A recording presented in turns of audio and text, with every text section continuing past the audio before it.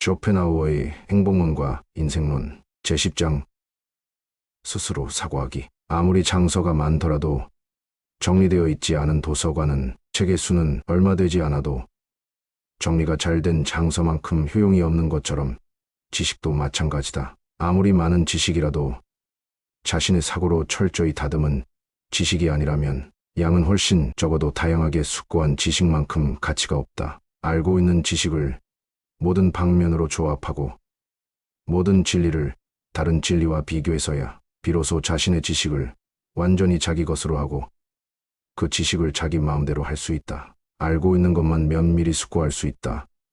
그러니 우리는 무언가를 배워야 한다. 그런데 이 중에서 면밀히 숙고한 것만 정말로 안다고 할 수 있다. 우리는 자기 마음대로 읽기와 배움에 힘쓸 수 있지만 사고는 사실 뜻대로 되지 않는다. 다시 말해 불의 공기를 제공해 지펴 주어야 하듯 사고도 부추겨 주어야 하며 사고 대상에 대한 관심을 자극해 유지해 줘야 한다. 이러한 관심은 순전히 객관적인 것일 수도 단순히 주관적일 수도 있다. 후자는 우리가 개인적인 문제에 부딪혔을 때 생기지만 전자는 단지 천성적으로 사고하는 두뇌를 타고난 사람에게만 생기는데 이들에게는 사고가 호흡만큼이나 자연스러운 일이다. 하지만 이런 두뇌를 지닌 사람은 매우 드물다. 그러므로 학자 중 사고 능력을 지닌 학자는 극소수에 불과하다. 스스로 사고하기가 정신에 미치는 영향과 독서가 정신에 미치는 영향 사이에는 믿기지 않을 만큼 큰 차이가 있다. 사람마다 원래 두뇌의 차이가 있어서 어떤 사람은 독자적 사고에 어떤 사람은 독서에 끌리는데 그 차이 때문에 두 가지가 정신에 미치는 영향은 끊임없이 커진다. 다시 말해 독서는 우리가 순간적으로 갖는 정신의 방향이나 기분, 너무나 낯설거나 이질적인 사고를 마치 도장 찍듯 정신에 강요한다. 이때 정신은 전혀 그러고 싶은 충동이 없고 기분이 나지 않는데도 때로는 이것을 때로는 저것을 생각하도록 외부로부터 심하게 강요당한다. 반면에 독자적 사고를 하는 경우 정신은 순간적으로는 외부의 환경이나 어떤 기억에 좀 더 좌우된다 해도 자기 자신의 충동을 따른다. 다시 말해 구체적인 환경은 독서와 달리 어떤 특정한 사고를 정신에 강요하는 것이 아니라 단순히 자신의 천성과 그때의 기분에 맞는 것을 생각하도록 소재와 계기를 제공해 줄 뿐이다. 따라서 용수철에 무거운 짐을 계속 놓아두면 탄력성을 잃듯 나는 독서는 정신의 탄력성을 몽땅 빼앗아간다. 그러니 시간이 날 때마다 아무 책이나 덥석 손에 쥐는 것은 사고를 못하게 하는 가장 확실한 방법이라 할 수 있다. 학식을 쌓을수록 사람들 대부분은 원래의 자신보다 더욱 우둔하고 단조로워지며 그들의 저작이 결국 실패로 돌아가는 것도 이러한 독서 습관 때문이다. 그들은 이미 포프가 말한 상태에 있다고 할 수 있다. 모두의 머릿속에 산더미 같은 책이 담겨 있어 끊임없이 읽고 있지만 도무지 읽히지 않는다. 포프. 우인열전. 학자란 책을 많이 읽는 자들이다. 사상가, 천재, 세상 사람을 깨우쳐 주는 자.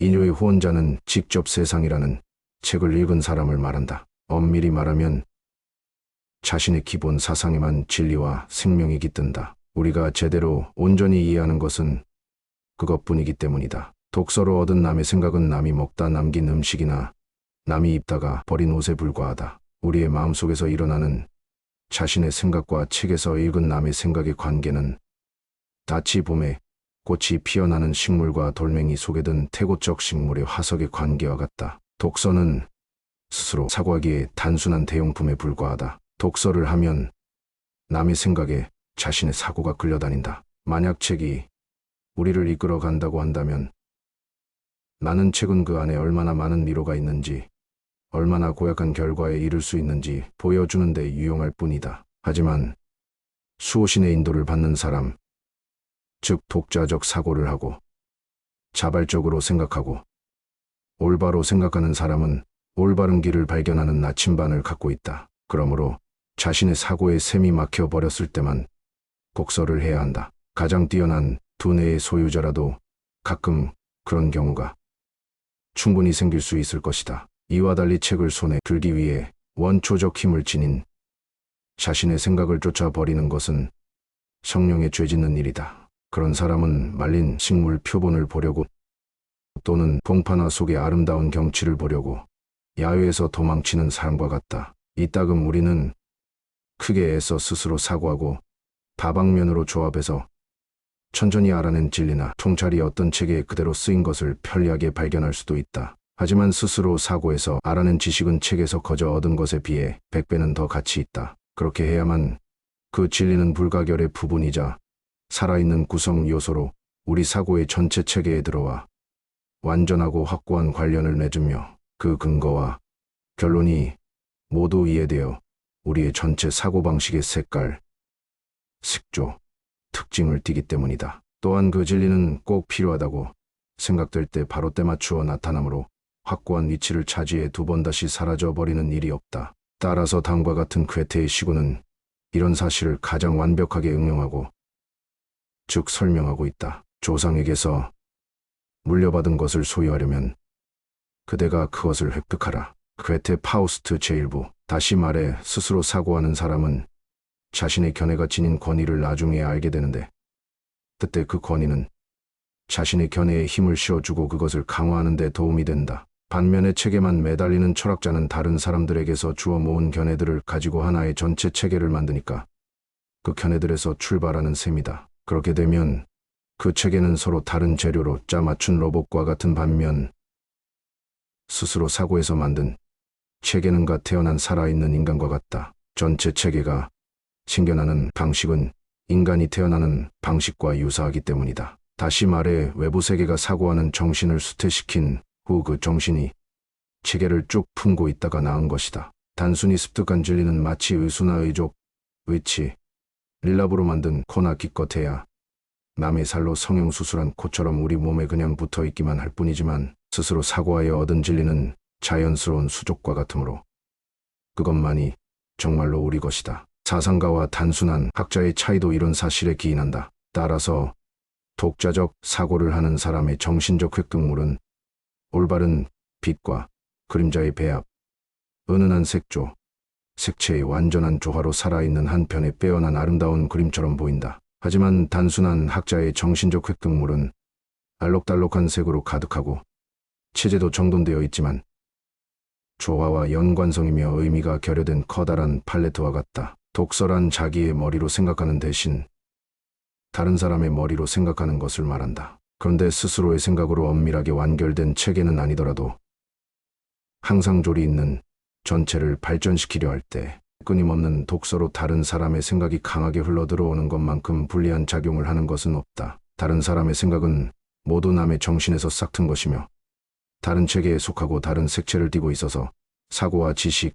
전체 통찰과 확신에 저절로는 결코 합류하지 못하고 오히려 머리에 가벼운 언어의 혼란을 일으켜 그런 것들로 채워진 정신으로부터 온갖 명확한 통찰력을 빼앗아 버려 정신을 거의 해체해버리기 때문이다. 많은 학자가 이러한 상태에 있음을 볼 수 있는데 그들이 상식이나 올바른 판단, 실제적인 배려 면에서 배우지 못한 많은 사람보다 뒤떨어지는 것은 그 때문이다. 이런 사람들은 경험이나 대화, 얼마 안 되는 독서로 외부에서 얻은 보잘것없는 지식을 언제나 자신의 생각에 받아들여 동화시킨다. 그런데 학문적 사상가도 보다 큰 규모로 바로 이 같은 일을 하고 있다. 다시 말해 그런 사람은 많은 지식을 필요로 하고 그 때문에 책을 많이 읽어야 하겠지만 그의 정신은 이 모든 일을 해내고 지식을 자기 것으로 만들어 자신의 사상체계에 병합해 끊임없이 커지는 자신의 웅대한 통찰력에 유기적으로 연관된 전체에 그 지식을 종속시킬 만큼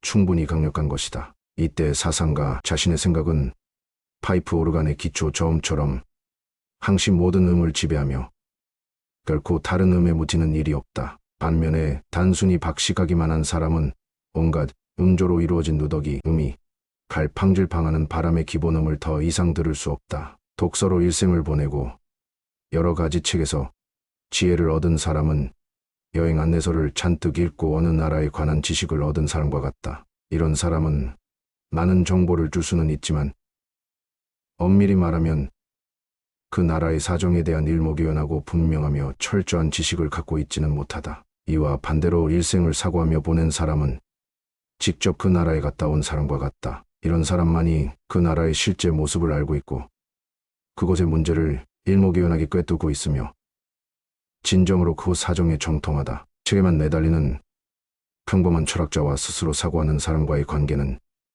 역사 연구가와 목격자의 관계와 같다. 독자적 사고를 하는 사람은 사물에 대해 자신이 직접 파악한 것을 말한다. 그 때문에 독자적 사고를 하는 자들은 모두 기본적으로 일치하는 점이 있다. 그들의 차이는 단지 입장이 다른 데서 생겨날 뿐이다. 그러나 입장이 다르지 않을 경우 그들은 모두 똑같은 말을 한다. 왜냐하면 그들은 객관적으로 파악한 것만 말하기 때문이다. 나는 여러 가지 명제가 모순되는 것처럼 생각되어 대중에게 알리기를 주저하기도 했는데 후에 놀랍게도 위대한 선인들의 옛저서에 그 명제가 언급된 것을 발견하고 기뻤던 적이 있다. 반면에 책에만 매달리는 철학자는 이런저런 사람이 말하고 생각한 것이나 그것에 대해 다른 사람이 반론한 것 등을 보고한다. 그는 그런 것을 비교하고 심사숙고하며 비판의 사물의 진리를 찾아내려 애쓴다. 이 점에서 그는 비판적 역사 연구가와 매우 비슷하다. 그래서 그는 예컨대 라이프니츠가 한때 잠시나마 스피노자주의자였던 적이 혹시 있었는지 따위를 연구한다. 우리 생각에 그가 사물 자체만 주시하려고 했다면 스스로 약간만 생각하면 곧장 목표에 도달할 것 같기 때문이다. 하지만 우리의 의지대로 그냥 스스로 사고할 수 있는 것이 아니므로 그 문제에 약간의 예로 사항이 있다. 언제든지 책상에 앉아 책을 읽을 수는 있지만 생각은 그렇게 할 수 없다. 다시 말해 생각도 사람과 마찬가지라서 언제든지 마음대로 불러낼 수 있는 것이 아니라 그것들이 이제나 저제나 오기를 기다려야 한다. 다행히도 외적 동기나 내적 기분이 긴장과 조화롭게 잘 어우러지면 저절로 어떤 대상에 대해 생각할 수밖에 없다. 그런데 위 사람들에게는 바로 그게 좀처럼 되지 않는다. 우리의 개인적 이해관계가 걸린 문제를 생각해보면 그런 사실이 설명된다. 우리가 그와 같은 사건에 대해 결심해야 할 때 마음대로 택한 시점의 자리에 앉아 여러 근거를 숙고한다고 결정을 내릴 수 있는 것은 아니다. 그 경우 우리의 생각이 바로 그 문제에 고정되지 않고 다른 쪽으로 빗나가 버리기 때문이다. 그 문제에 반감이 생겨서 그런 경우도 있다. 그럴 때는 억지로 생각을 강요할 것이 아니라 저절로 그럴 기분이 생길 때까지 기다려야 한다. 그리고 다른 시기에 다른 기분으로 생각하면 사안을 다르게 볼 수도 있는 것이다. 이러한 과정은 결단이 무르익을 때처럼 더디게 일어난다. 힘든 과제는 나누어 처리해야 하기 때문이다. 그럼으로써 전에 못 보고 지나친 것이 새삼스레 생각나기도 한다. 또한 명확하게 주시하면 문제가 대부분 훨씬 견딜 만한 것으로 생각되어 반감도 사그라질 것이다. 그런데 이론적인 문제에서도 이와 마찬가지로 좋은 때가 오기를 기다려야 한다. 아무리 뛰어난 두뇌의 소유자라 해도 항상 스스로 사고할 능력이 있는 것은 아니기 때문이다. 그러니 앞에서 말했듯이 스스로 사고하기에 대용품이며 정신의 재료를 제공해주는 독서에 남은 시간을 이용하는 것이 유익하다. 독서를 하면 언제나 우리의 방식이 아닌 방식이긴 하지만 다른 사람이 우리 대신 생각해준다. 바로 이런 이유로 지나친 독서를 하지 않는 것이 좋다. 정신이 대용품에 길들여져 생각하는 것 자체를 잊어버리지 않도록 하기 위해서다. 그러므로 정신이 이미 남이 밟아서 다져진 길에 익숙해지지 않도록 그리고 다른 사람의 사고 과정을 따라 자신의 사고 과정이 생소해지지 않도록 하기 위해서다. 독서할 때보다 현실 세계를 바라볼 때 스스로 사고할 계기와 기분이 훨씬 자주 일어나므로 책을 읽느라 현실 세계의 모습을 완전히 외면하지 않도록 해야 한다. 원래의 순수성과 힘을 지닌 구체적인 것과 현실적인 것은 사고하는 정신의 자연스러운 대상이라서 아주 쉽게 정신을 깊이 자극할 수 있기 때문이다. 이러한 고찰에 따르면 스스로 사고하는 사람과 책에만 매달리는 철학자는 이미 말솜씨로 쉽게 식별된다고 해도 놀랄 일이 아닐 것이다. 다시 말해 스스로 사고하는 자는 진지하고 직접적이며 본래적 특징이 있고 모든 사고나 표현에 독창성이 있다. 반면에 책에만 매달리는 철학자는 죄다 남의 손을 거친 것이고 개념도 남의 것을 받아들인 것이기에 중고품을 잔뜩 모아놓은 것과 같아서 복제품을 다시 복제한 것처럼 희미하고 휘하다. 그리고 틀에 박힌 진부한 상투어와 잘 통하는 유행어로 이루어진 문체는 직접 화폐를 주저하지 않아서 순전히 외국공전만 쓰는 작은 나라와 같다. 단순한 경험도 독서와 마찬가지로 사고를 대신하지 못한다. 순수한 경험과 사고의 관계는 먹는 것과 소화나 동화 작용의 관계와 같다. 만약 순수한 경험이 자신이 발견한 것에 의해서만 인간의 지식이 늘어나다고 뻐긴다면 마치 입이 자신의 활동에 의해서만 신체가 존립한다고 자랑하려는 것과 마찬가지다. 진정으로 능력 있는 모든 사람의 작품은 단호함과 확고함, 또 그런 사실에서 기인하는 분명하고 명확한 성격에 의해 다른 사람의 작품과 구별된다. 그들은 자신이 표현하려는 것을 언제나 확실하고도 명백히 알고 있기 때문이다. 그런데 산문이나 시 또는 음악의 경우도 마찬가지일지 모른다. 다른 사람들에게는 바로 이 단호함과 명확함이 결여되어 있으므로 그런 사실로 곧장 그들을 식별할 수 있다. 제1급의 정신을 지닌 소유자들의 특징적인 자질은 모두 직접 판단을 내린다는 점이다. 그들이 제시하는 의견은 모두 그들 자신이 스스로 사고에 얻은 결과이며 어디서나 말솜씨를 보더라도 그런 사실이 잘 드러난다. 따라서 그들은 독일 제국에 직속된 영주들처럼 정신의 제국에 직속되어 있다. 나머지 사람들은 모두 영주에 예속되어 있다. 이런 사실은 독자적인 특징이 없는 그들 문체로 미루어 알 수 있다. 그러므로 진정으로 스스로 사고하는 사람은 이런 점에서 군주와 같다. 그는 모든 일을 자신이 직접 결정하며 자신을 넘어서는 사람은 아무도 인정하지 않는다. 그의 판단은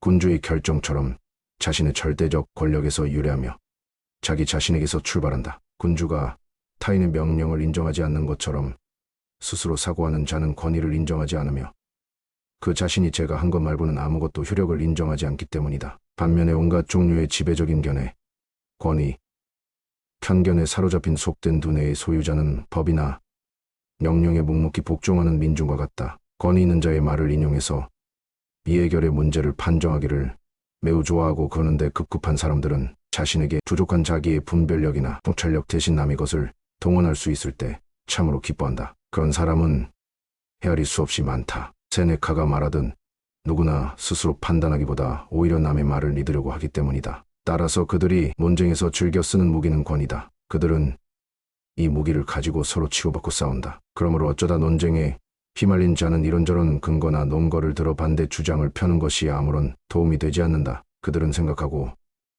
판단할 능력이 없는 피의 몸을 적신불사신 지크프리트와 같기 때문이다. 따라서 그들은 경외심을 일으키는 논거로서 권위를 내세우고는 승리를 외칠 것이다. 현실이 아무리 아름답고 행복하며 우아하다 해도 현실의 나라에서 우리는 언제나 중력의 영향을 받으며 살아가므로 이러한 영향을 끊임없이 극복해 나가야 한다. 이와는 달리 사고의 나라에서 우리는 중력도 공경도 알지 못하는 형체가 없는 정신이다. 지상에서는 어떤 행복도 아름답고 열매를 맺는 정신이 행복한 순간 자기 자신에게서 발견하는 것에 비하면 아무것도 아니다. 현재 어떤 사고를 하고 있다는 것은 눈앞에 애인이 있는 것과 같다. 우리는 이런 생각을 결코 잊지 않을 것이고 이 애인에게 결코 무관심해질 수 없다는 말이다. 하지만 안 보면 잊어버리는 법이다.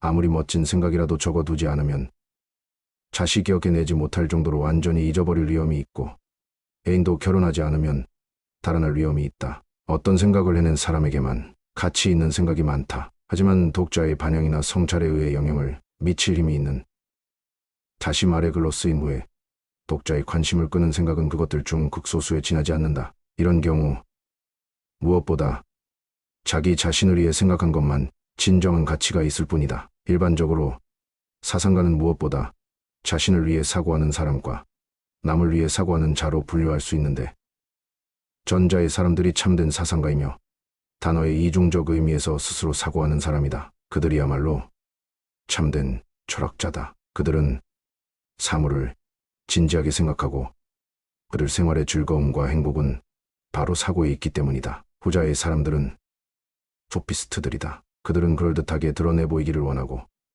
세상 사람으로부터 얻을 수 있다고 기대하는 것에서 행복을 찾는다. 그들은 이런 점을 진지하게 생각한다. 어떤 사람이 두 가지 부류 중 어디에 속하는지는 그들의 모든 행동 방식을 보면 금방 알 수 있다. 리히텐베르크는 첫 번째 부류에 속하는 전형적인 인물이며 헤르는 두 번째 유형에 속하는 것을 금방 알 수 있다. 생존 문제.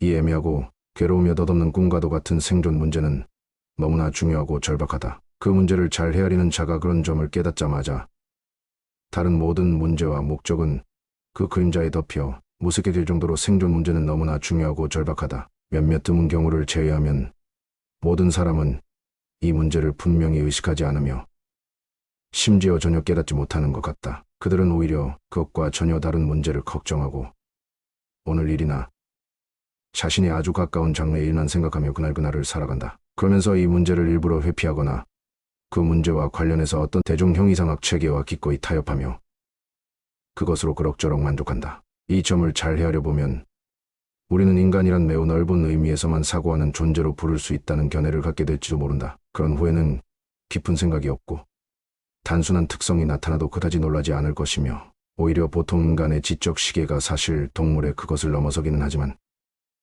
흔히 생각하는 것처럼 도저히 예측할 수 없을 만큼 넓은 것은 아님을 알게 될 것이다. 따라서 심지어 대화할 때도 인간들 대부분의 생각은 낯이 잘게 썬 집처럼 짧게 끊어져서 좀 더 긴 시를 자아내지 못한다. 또한 만일 이 세계에 진정으로 사고하는 존재가 모여 살고 있다면 온갖 종류의 소음이 무제한으로 허용되지 않을 것이므로 끔찍하기 짝이 없고 무의미한 소음이 일어날 수 없을 것이다. 그런데 자연이 인간을 이미 사고하도록 정해놓았다면 자연은 인간에게 귀를 주지 않았거나 최소한 박쥐처럼 공기가 안 통하는 밀폐용 덮개를 달아주었을 것이다. 나는 이런 점에서 박쥐가 부럽다. 하지만 인간은 다른 동물과 마찬가지로 가련하며 인간의 힘은 자신의 생존을 유지할 정도에 불과하므로 묻지도 않았는데 박해자가 가까이 오고 있음을 시도 때도 없이 알려주는 늘 열려있는 귀가 필요하다.